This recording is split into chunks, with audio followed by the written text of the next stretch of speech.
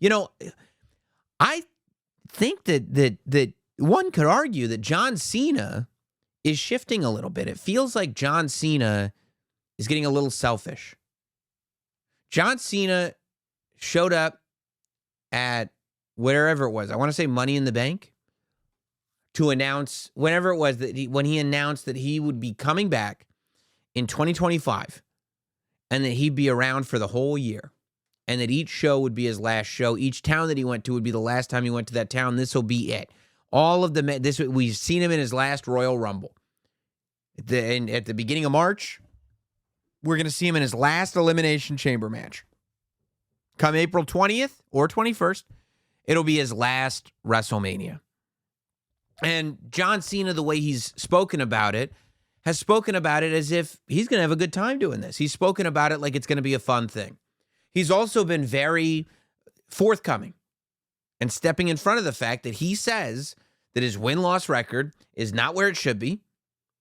And he says that he hasn't earned a championship match. That as much as he hears the whispers of people talking about becoming a 17-time champion, that match hasn't been earned. And then he says at the premiere of Raw on Netflix that he's going to start the road to earning that match by entering into the Royal Rumble. And he does. He's having a great time in the Royal Rumble, you know? He's reacting to what's going on with big John Cena facial expressions. It's all great. We're all having fun. And it comes down to the final two. And it's Jey Uso and it's John Cena. And they're both on the apron. And John Cena gets him up in that attitude adjustment. And Jey is able to skirt his way back into the ring and just shoves John Cena. And John Cena's feet hit the floor. And Jey Uso wins the Royal Rumble.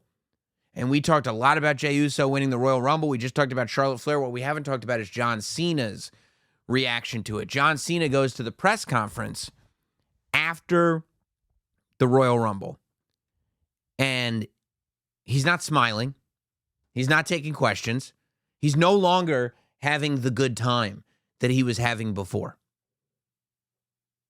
Now he's saying that he believes that because of everything that he's done in the WWE, he has earned the right to enter the Elimination Chamber.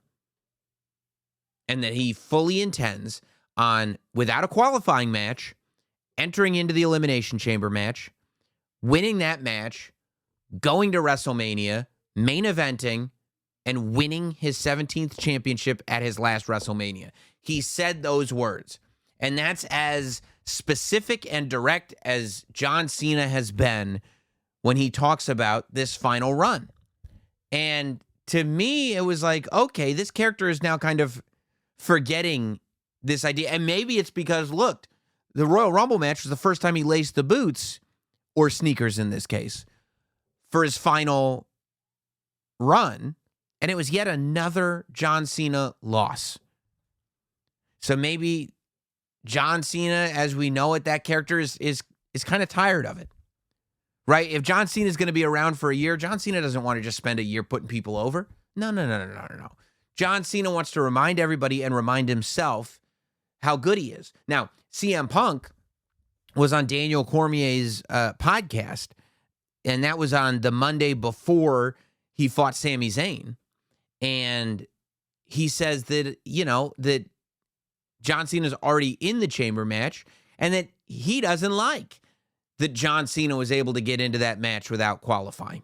And so now light is being shined on this thing, that where John Cena initially was kind of playing by the rules and having a good time and, yep, I'm going to get everything that I deserve. Now it's like, okay, I didn't see the Royal Rumble going that way. So instead, I'm going to use a little bit of my political power. Instead, I'm going to remind everybody that I'm John Cena and I have the ability to make moves like this. We're talking about storyline, of course. We're talking about character, but what I'm talking about is a shift in the John Cena character where it was almost like Jey Uso was that blow of reality, right? Reality came and hit him like a sledgehammer, and that sledgehammer was named Jey Uso. And John Cena goes, okay, enough of the fun, enough of the games. There are specific goals in mind. There are things that I want to do. It's easy to not declare your goals when you think you're going to accomplish them anyway. In real life, if you think you're going to do something like, I don't know, say win the Royal Rumble, you don't have to say in advance, my goal is to win the Royal Rumble, because you already think you're going to, except then when you don't, then everything changes. Then you no longer pretend like you're happy-go-lucky, because you're not happy-go-lucky anymore, because things aren't going to plan.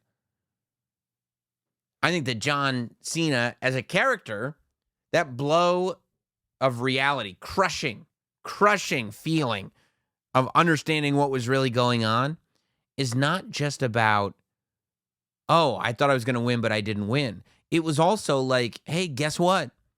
You're in shark-infested water, my friend. You are coming back onto the most loaded, hungry, competitive main roster that you've ever seen. And I know you came up with Randy Orton, you came up with Batista, but it's never been like this. And you need to prove that you still got it. Now, am I saying that this is going to make John Cena a villain? Is this going to make John Cena a heel? No. But I am very curious to see how this more selfish version of John Cena may end up interacting with Cody Rhodes.